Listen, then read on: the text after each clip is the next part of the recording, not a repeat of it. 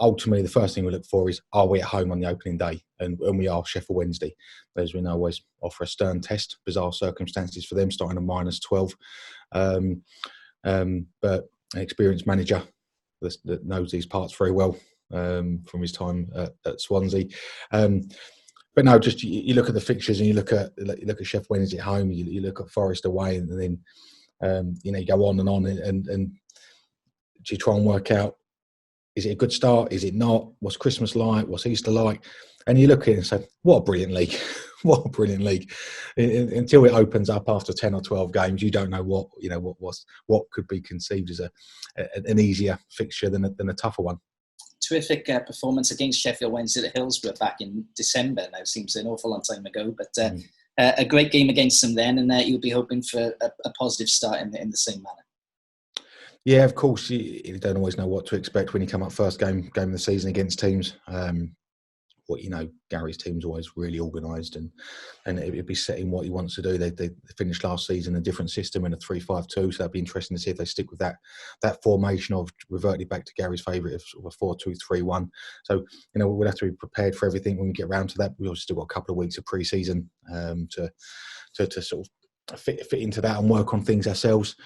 I'd just like to place on record a big thanks to all Cardiff City fans that have bought season tickets already for the new season, even with the little element of not knowing whether they're going to be in the stadium or not, and to buy them like they have in the great numbers is testimony to the football club and our fan base, and the ones that have ummed and ahed, do you get them yet? Do you not get them yet? Hopefully the fixtures being out today will convince people it's time to go and get it, book online.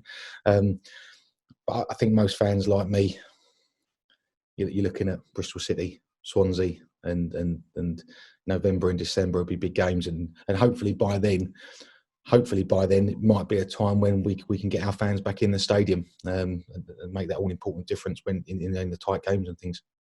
You mentioned some of the key times of the year, the Christmas period, the Easter period, as we know, critical times in the season, but also, as you alluded to, two derbies. We have the benefit of having in the Championship this year, the Seven-Side Derby and the South Wales Derby, kicking off the first of those against Bristol City in November. I know you enjoyed that game against Bristol a few weeks ago. Yeah, we did. I think for all of us, they're the first fixtures you look at, aren't they? You always have added spice individually. Even as fans, you have your friends at different clubs, and you want to have a little look at how people you've met on holiday, and you have a look at when you're playing them. Are you going to travel to an away game, or your friend's going to come and watch a game? But they're the games really that you look for, the Bristol City and the Swansea fixtures, and you look with anticipation and excitement, and ultimately it's bragging rights. And post lockdown, the big fixture, every fixture was big, but the big one, after we got sort of Leeds out of the way, was when we went to Bristol City. Even without fans, you could still feel the pressure of the occasion and the excitement around the game. Being out walking around the bay and around the town and out running and things, you bump into people, and it was a fixture, I think, probably barring Swansea, that everyone looks forward to and wants to win, and that passion and importance wasn't lost on me. So naturally, those dates, those two games in those calendar months are going to be huge for us, and we're excited, look forward to them. You mentioned Joe Ralls and Lee Tomlin, two knocks in the playoffs. How have they come back into the group, and what sort of physical condition are they? Yeah, well, they're not training. They're not ready to be on the training pitch. But we've been quite fortunate with both players that they can get back out doing some light work on the grass with the physios. So that's always promising. That's always the first step. But then once they start doing that, they're still a few weeks away. Will they be ready for the league campaign? Possibly. Certainly a possibility for the bench. Probably a little bit post lockdown, to be honest, with Tomo coming back and Rousey probably just before that, where maybe not ready to start, but certainly involvement from the bench and build up their minutes. Obviously, two hugely important players for us, especially when you're working with a smaller squad, streamlined squad. Two players that play in that position, can play in that position behind the striker. Tomo was huge creativity, and Rousey with his goal threat, but also with his energy as well. So two players that we look to welcome back into the group as quickly as possible. But we have been quite fortunate that Tomo's hamstring wasn't torn as badly as first thought, when it could have been off the bone and could have been talking about like a Mendes-Lang injury with a sort of a 4 to 6 monther. It's not that at all. It was grade 2 strain, so looking at more sort of 4 to 6 weeks. And Rousey could have been also, we knew, carrying some an injury into the Fulham game.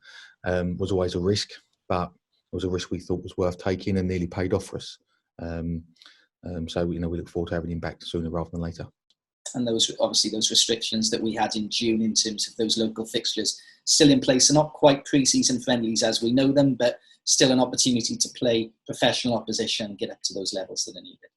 Yeah, obviously I have to say, please don't travel to come and watch us pre-season, as much as we would like you there and you want to come and watch us, the fans. But yeah, obviously I've been set up to say that. So yeah, please don't come and travel to the games, home or away. Yeah, we're playing some of the local sides because we want relationships with them. We want to build relationships or continue relationships with them.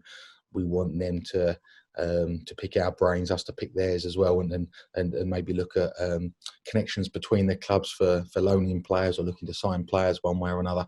And I just feel it's vitally important to have those contacts at the club. So that is one thing, but building up the minutes is the main one, and getting players through those games at the intensity we want to play at is vitally important.